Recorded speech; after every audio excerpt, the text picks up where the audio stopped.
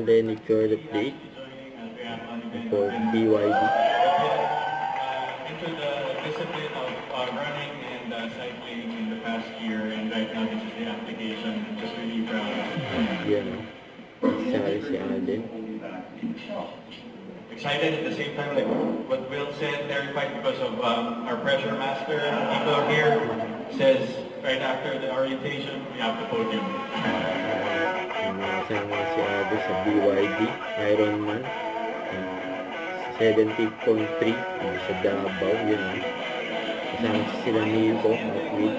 This is just for fun. We're all here to hang out. We're going to do our best.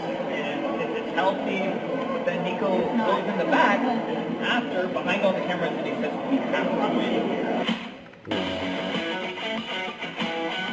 Si Apron.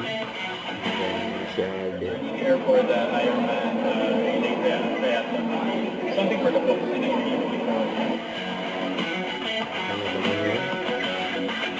Ang newest brand ambassador ng BYD. I don't know what Diba to interview feel kaya kasi ano? parang I need to train for this and kumbaga parang ito yung isa sa mga ways of showing yung cycling journey ko na kung paano siya nag-benefit all throughout my training days. It's always time for everything and hindi kasi biro to participate in big races like this, and Ironman is a very well-known race franchise globally. Start din kasi ako late last year, mga Q4 for the construction, and right now, nakikita-kita naman nila din yung snippets na I've been reposting the progress of my house. So I'm very excited.